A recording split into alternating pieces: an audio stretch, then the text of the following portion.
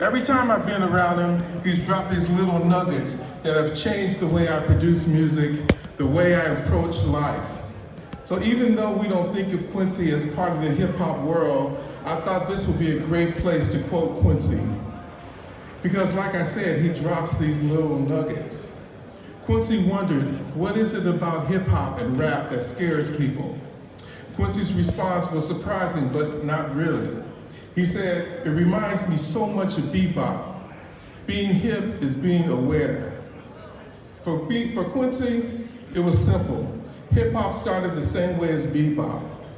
Hugh said both art forms are, and I quote, young, black, urban males with a lot of energy, expressing the conditions of their life in a very poetic way, in a very dramatic way, in a very theatrical way. Quincy continued, very powerful stuff. To Quincy and so many other artists in the world of hip hop, they see the power of music as a tool to reach the hearts and minds of millions of people. There is, as Quincy points out, a special responsibility to sing a melody without poverty to end the suffering caused by extreme poverty. But outside the hood, it wasn't a message that was heard right away. In 1973, 50 years ago, hip-hop music was born. In 1983, 40 years ago, hip-hop was a niche being embraced and unapologetically nurtured in the ghetto. MTV was 3 years old, but they had yet to play a single hip-hop video. Now, here in 2023, hip-hop is more than mainstream, it is the culture. And unbelievably, yeah, give it up. And unbelievably, hip-hop is middle-aged. And as we look back, it's important to honor those pioneers, the heroes, those who weren't afraid to say exactly what they thought. Those whose message was so strong that it eventually busted down the walls of resistance. Yes, the mainstream media culture resisted every step of the way because hip-hop was yet another art form created by Black America, like jazz, like R&B, like soul. Which brings us to a very special presentation. And to do it is an artist who I'm always happy to see here at NAMM. Brian Hartgroove is a producer and bass player for the legendary group Public Enemy. That's right. He is also the founder of the group Resident Alien, and right now he's working on albums with Fred Schneider of the B-52s and Stuart Copeland of the Police. Woo. He's a very busy man, but this is a priority for him. He is right here tonight with us with an award that he created to honor the most important figures in music. He named it the Impact Music and Culture Award. Please welcome Brian Hartgroove.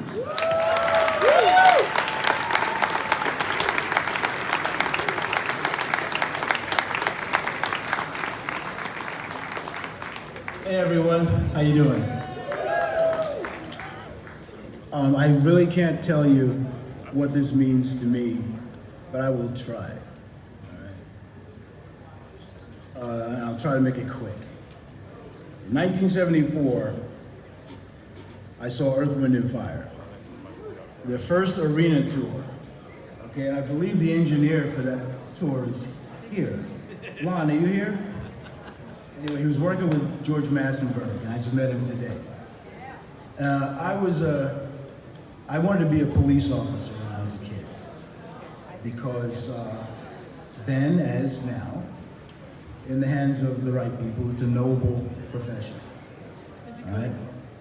And when I saw Earth, Wind & Fire, having been bussed into sort of hostile environments, that concert was in a deeper hostile environment. And I was surrounded by people that would have, outside that arena,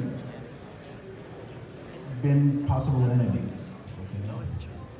And watching them perform with all of these beautiful people around me made me realize the power of the discipline of music and the messages that it can carry. And I realized that being a police officer, I would be too late to help anyone. I'd be dealing with someone after they've been victimized or after they had victimized someone. So music was my calling at that point. And the bands that meant a lot to me weren't exclusively bands that had powerful political or social messages. I loved bands that didn't have that had great music. Ohio Players is one of my favorite bands, although they had political messaging, if you read it.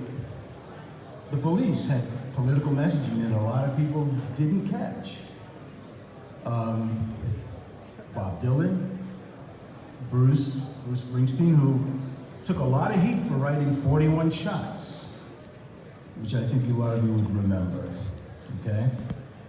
So when Chuck, after watching me do a number of projects, I guess he was watching me closely, when he called and asked me to join Public Enemy, I was a fan.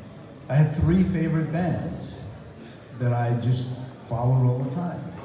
It was Earth, Wind & Fire, The Police, and Public Enemy. And when Chuck asked me to join, how many people can say they were asked to join their favorite band? Not any of us. And then it led to me working with a lot of my favorites. Okay? Watching him up close deal with all the nonsense that he's had to deal with before I joined, and a lot of nonsense he had to deal with since I was in the band, made it very clear to me that my admiration for him was correct and well applied, if that's a way to say it. And so when I was asked when Chuck agreed to come in and participate in the talk that we're doing tomorrow at noon here, then the idea of an award came up. And I said, let me come up with an award. Came up with a name. Then it took a couple of days to come up with a mission statement for the award. And that mission statement, after reading it later, a couple of days later, I realized it was actually what mattered to me. You know, having an impact, a social impact, and doing your art on a high level, which Public Enemy did. And I'm like, wow, it couldn't be more perfect. Sort of like what the story DXT was telling, you know? It sort of wrote itself. And the honor I've had of being in that band that helped launch other opportunities for me is immeasurable, you know? And to ask Chuck to now join me so NAMM can honor him, it means more to me than anything I can say to you know? But I know that Public Enemy has touched all of us, whether we dug the music or not. I'll tell one short story. We were on tour in Australia when Barack Obama was president-elect. We did the tour in December. He had already been elected. And the media had asked the obvious question, what do you feel about first black president? And it was Chuck and I doing the interview. I think it was in Melbourne somewhere. And Chuck was sitting next to me, and he can corroborate this or say, Brian, you're lying. And he was sitting next to me, and he gave his answer, well-considered answer. And then I said, I'd like to add to that, I think Public Enemy had something to do with that, with Barack Obama being elected, because the message of the band came at a time that helped a lot of young non-black people in America realize that black men are not something to be afraid of, because the message of Public Enemy, if you take a song like Fight the Power, although the music is from the perspective of black men, because that's what Public Enemy is, black men in that group. A song like Fight the Power was about fighting the power of injustice, which everybody suffers from. Okay? And I think a lot of young folks applauded that in their mind, just like you did, and sort of softened the soil for people to vote for a black man that they're not so afraid of. You know? So I thank Chuck for that. And when the history books are written, later on, you know, a couple of generations down, I believe Chuck's name will be in it. All right?